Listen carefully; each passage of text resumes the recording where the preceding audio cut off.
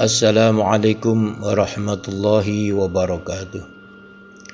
Bismillah walhamdulillah wassalatu wassalamu ala sayyidina Muhammad ibn Abdillah wa ala alihi wa ashabihi wa man nasarahu wa wala la hawla wa la quwata illa billah amma ba'du.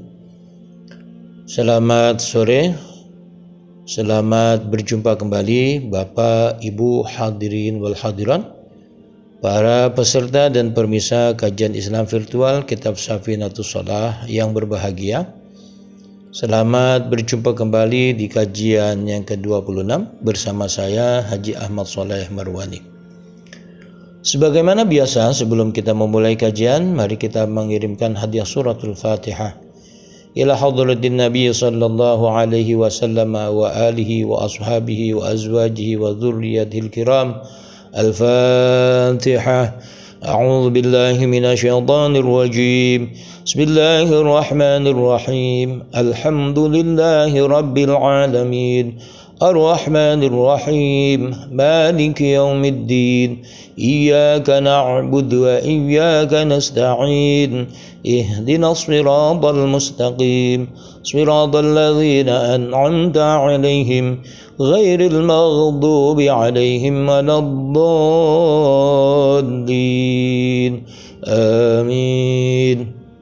الفاتحة بسم حضرة مؤلف هذا الكتاب شيخ عبد الله بن عمر بن يحيى الحضرمي رحمه الله تعالى وأدام النفع وعاد علينا على أهلنا على أولادنا وذرياتنا تلامذنا ببركاته وبركات علومه. الفاتحة.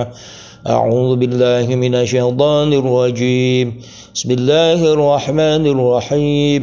الحمد لله رب العالمين الرحمن الرحيم مالك يوم الدين إياك نعبد وإياك نستعين اهدنا الصراط المستقيم صراط الذين أنعمت عليهم غير المغضوب عليهم ولا الضالين آمين. Al-Fatihah dasmil hadrati masyayikh wa asatid mahal buntat pesantren wa masyayikh wa asatid mahal langitan rahimahumullahu ta'ala wa adaman nafa wa ada alina ala ahlina ala auladina wa dhurriyatina talamidina bi barakatihim wa barakati ulumihim. Al-Fatihah.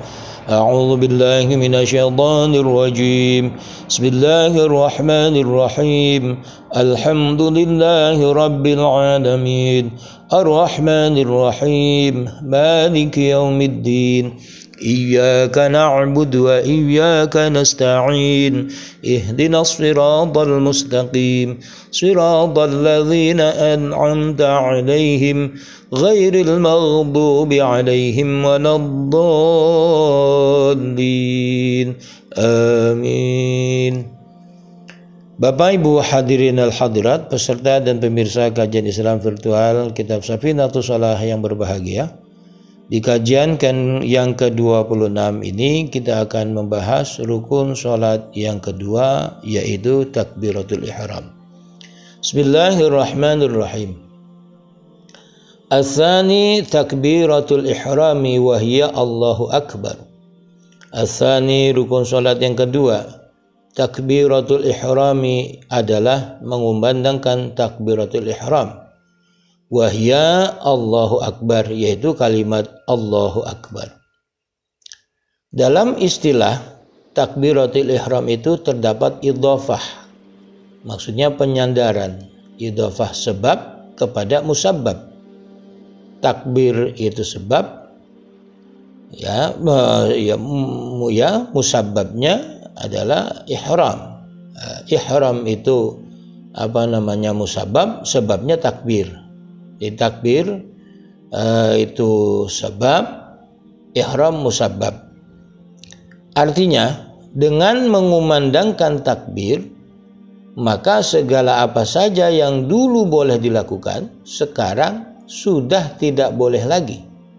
Seperti makan, sebelum sholat boleh, minum, berbicara dan lain sebagainya. Tetapi sesudah takbiratul ihram, semua itu haram dilakukan atau tidak boleh dilakukan. Dalil yang menerangkan kewajiban sholat mengumandangkan takbiratul ihram adalah hadis Nabi Sallallahu Alaihi Wasallam riwayat Imam Bukhari radhiyallahu anhu. Nabi bersabda, "Shallu kama ra'aitumuni usolli." Shallu, sholatlah kalian. Kama ra'aitumuni, sebagaimana kalian melihatku usolli, sholat. Rawahul Bukhari, hadis riwayat Imam Bukhari. Menurut Syekh Asy-Syarqawi dalam Hasyiah Asy-Syarqawi ala At-Tahrir, hadis ini berlaku umum pada siapa saja. Meskipun asbabul wurudnya hadis ini adalah perintah Nabi Sallallahu Alaihi Wasallam kepada sahabat Malik bin Al-Huwairits dan kawan-kawan. Ketika beliau bertanya bagaimana syaratnya, Rasulullah beliau menjawab, ya soal kamu lihat saja saya sholat. Hikmah mengapa sholat dibuka dengan takbiratul ihram adalah untuk menghadirkan keagungan makna takbir Allahu Akbar, yang mana makna itu menunjukkan keagungan Tuhan yang disembah, sehingga dengan demikian akan menjadi sempurnalah kewibawaan dan kekhusyuan bagi Allah. Dan agar perasaan itu terus terbangun dalam sholat, maka takbir selalu diulang-ulang selama dalam pelaksanaannya. Itu bukan hanya takbiratul ihram saja, tapi mau ruku ya takbir. Bangun dari ruku asalnya takbir, tapi setelah peristiwa Sayyidina Ali kesiangan, itu ganti sami Allah liman hamidah. Kemudian mau sujud takbir, bangun dari sujud takbir, sujud lagi takbir. Kemudian bangun untuk melaksanakan rakaat kedua juga takbir lagi, Allahu Akbar. Syarat sah takbiratul ihram ada 16 perkara. Yang pertama, takbiratul ihram dalam sholat fardu harus dilakukan dalam posisi tubuh tegak berdiri. Tentunya bagi orang yang mampu berdiri. Kalau orang itu sakit, tidak bisa berdiri, tidurnya, sholatnya sambil tidur miring atau tidur tertelentang, ya takbiratulnya ketika tidur dan tidur miring atau tidur tertelentang. Yang kedua, itu kalau sholatnya sholat sunnah, boleh sholat sambil duduk, ya takbir juga sambil duduk. Yang kedua, harus menggunakan bahasa Arab, tidak boleh dengan bahasa yang lain. Tapi nanti ada pengecualian, kalau orang itu nggak bisa dengan bahasa selain bahasa Arab, ya tidak apa-apa. Tapi kalau selama dia bisa, harus menggunakan bahasa Arab. Yang ketiga, harus menggunakan lafal jalalah, lafal Allah, tidak boleh yang lain. Ya, as-somadu akbar, nggak boleh, harus Allah. Yang keempat, menggunakan kata akbar, tidak boleh kabir atau azam, ya nggak boleh, harus akbar. Yang kelima, berurutan kedua lafalnya, Allah akbar, tidak boleh dibalik. Jadi Allah itu mubtada, akbar khobar, khobar yang duluan, mubtada di belakang, akbarullah nggak boleh, harus Allahu Akbar. Yang keenam, tidak membaca panjang huruf hamzah lafal jalalah. Lafal Allah, hamzahnya tidak boleh dibaca panjang. Jangan dibaca Allahu Akbar, nggak boleh. Allahu Akbar, jangan Allahu Akbar, itu tidak sah.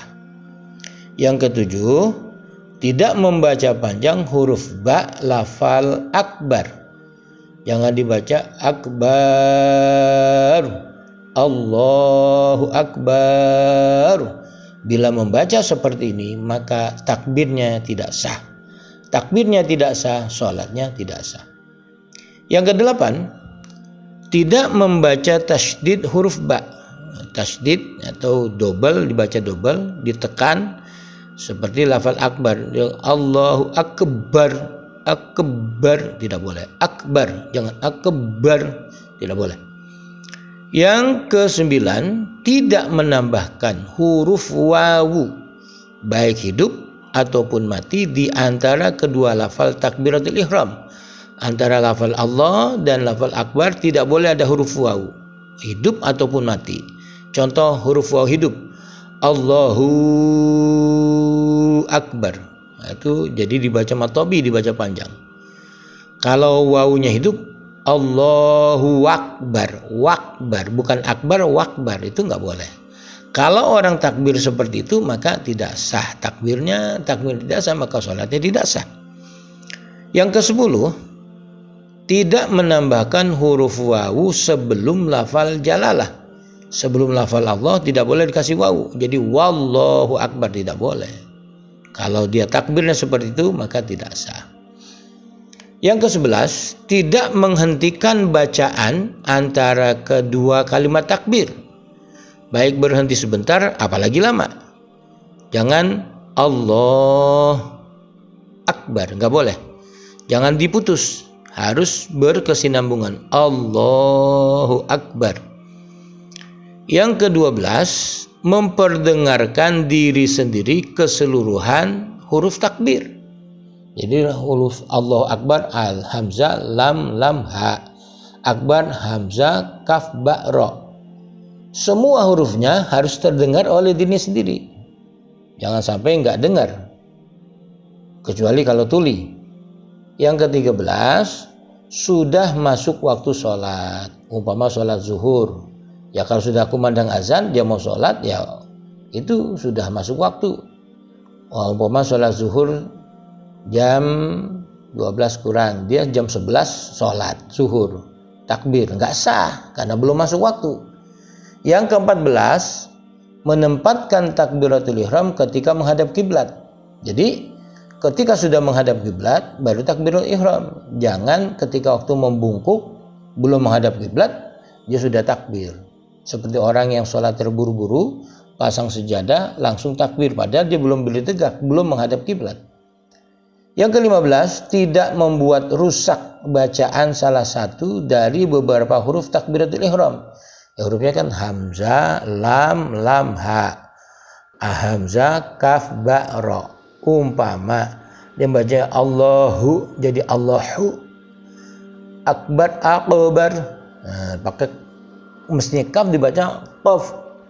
Allahu akbar, nggak boleh. Itu tidak boleh rusak huruf-hurufnya, itu harus sesuai dengan makharijul hurufnya. Dan yang ke-16, makmum harus mengakhirkan takbiratul ihram dari takbir imam. Makmum jangan bareng sama imam. Kalau takbiratul ihram bareng nggak sah. Jadi imam sudah selesai Allahu Akbar, baru makmum Allahu Akbar. Syarat takbiratul ihram yang kedua adalah harus menggunakan bahasa Arab. Lalu bagaimana dengan orang-orang yang tidak sanggup mengumandangkannya dengan bahasa Arab dan tidak memungkinkannya untuk belajar seketika itu juga? Karena waktunya sudah mepet. Zuhur hampir habis, ya. 5 menit lagi masuk asar. Dia mau sholat zuhur, nggak bisa takbir pakai bahasa Arab. Mau belajar butuh waktu lama.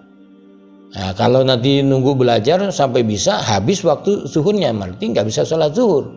Bagaimana nih?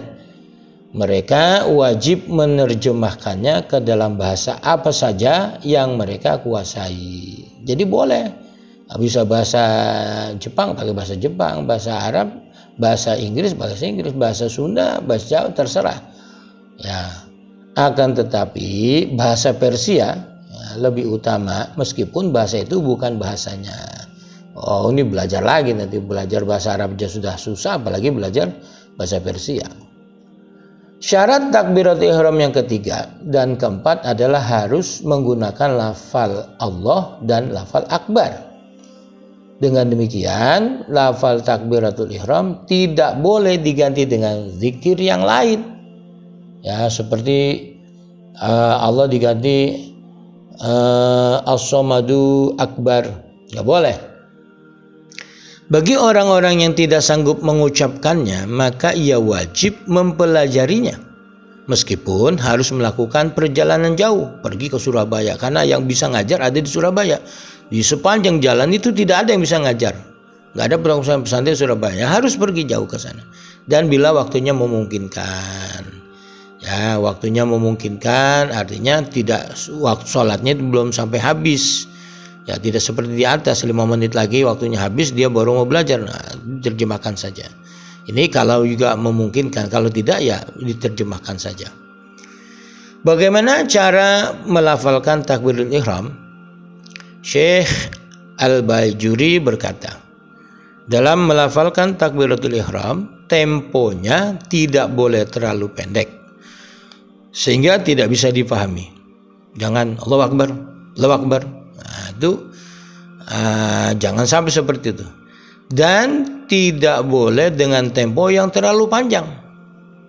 Akan tetapi hendaklah dengan tempo yang sedang.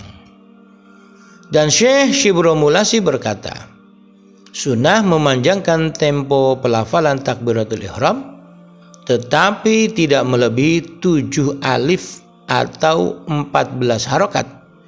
Bila ia sengaja memanjangkannya melebihi 14 harokat dan mengerti kalau tidak dibolehkan, maka batal sholatnya. Sholatnya batal. Berarti main-main itu. Hal-hal yang disunahkan dalam takbiratul ihram sebagai berikut. 1. Sebelum mengumandangkan takbiratul ihram, sunnah melafalkan niat sholat. Usolli fardhu zuhri, ya Allahu Akbar. Jadi sebelum takbir, sunnah melafalkan niat. Yang kedua, membarengkan niat di dalam hati. Jadi muqaranah, ya, jadi membarengkan niat di dalam hati. Yang ketiga, mengangkat kedua tangan meskipun sholat dalam keadaan tidur miring ketika mengucapkan huruf hamzah, ya, dari kata Allah. Allah, jadi mulai dari Allah diangkat Allah, jadi tangannya di bawah. Ketika mengucapkan lafal hamzahnya, lafal Allah, diangkat tangannya, Allahu Akbar. Yang keempat, membuka kedua telapak tangan kecuali uzur. Jadi telapak tangannya itu jangan digenggam, dibuka.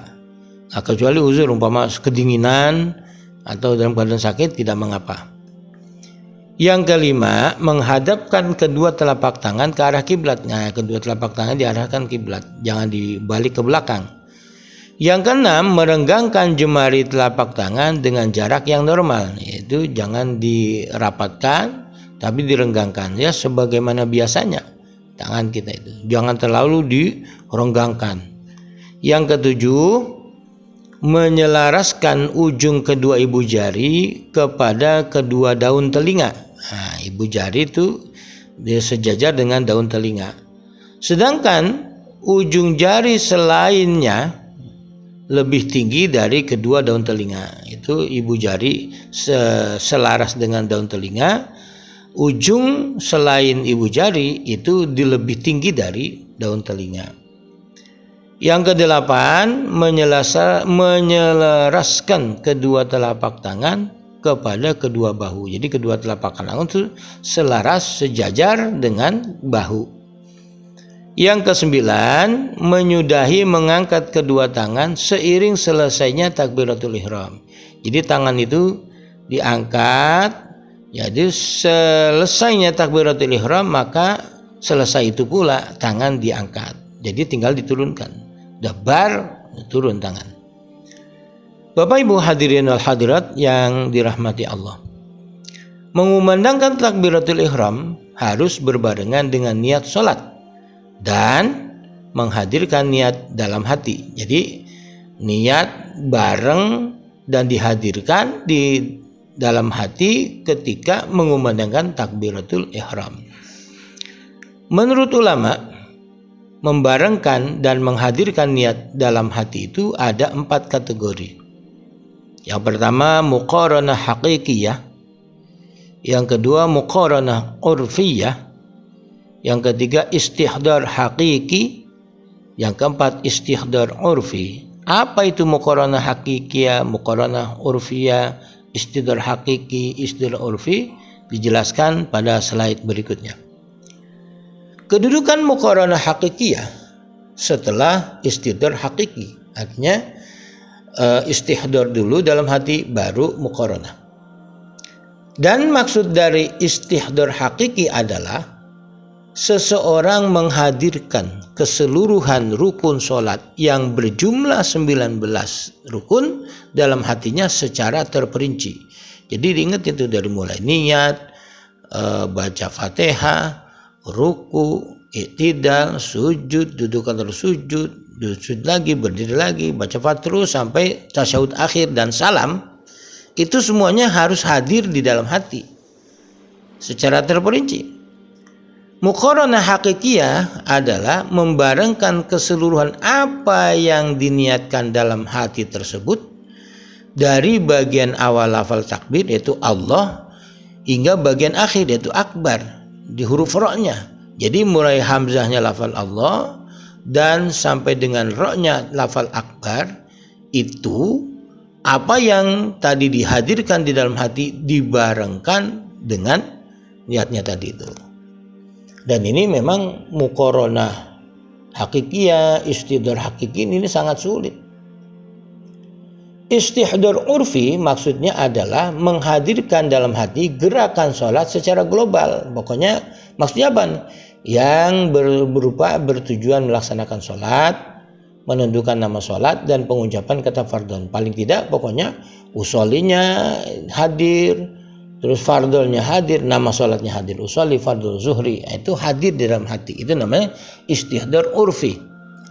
Sedangkan maksud dari muqaranah urfiyah adalah membarengkan apa yang diniatkan dalam hati tersebut secara global di bagian mana saja dari kedua bagian takbir. Boleh di bagian Allahnya, boleh di bagian akbarnya.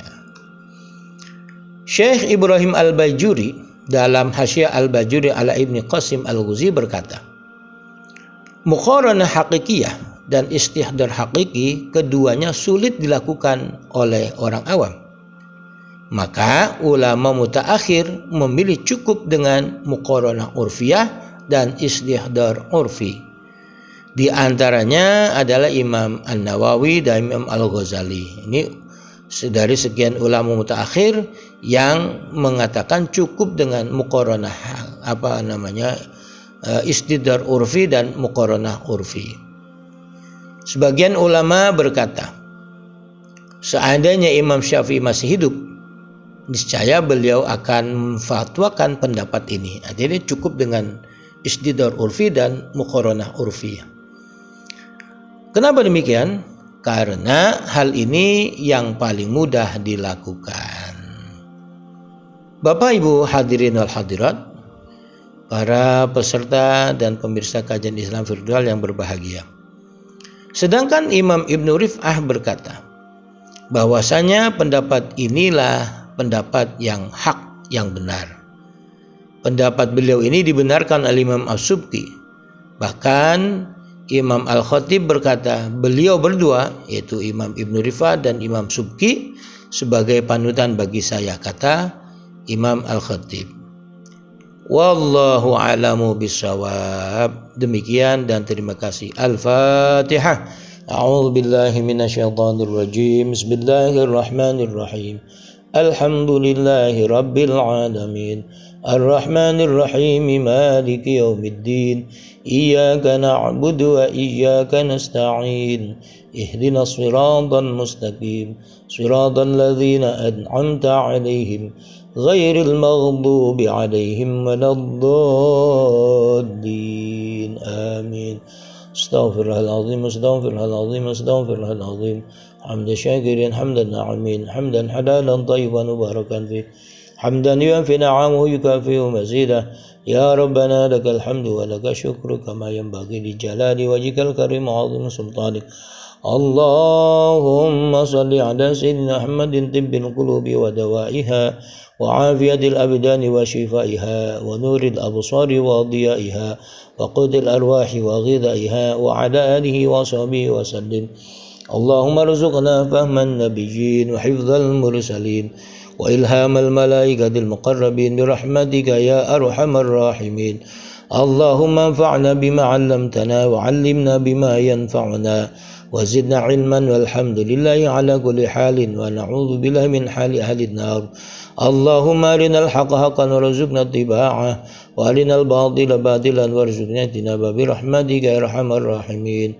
Wa sallallahu ala sayyidina Muhammadin nabil ummi wa ala alihi wa sahbihi wasallam walhamdulillahi rabbil alamin. Demikian. Assalamualaikum warahmatullahi wabarakatuh.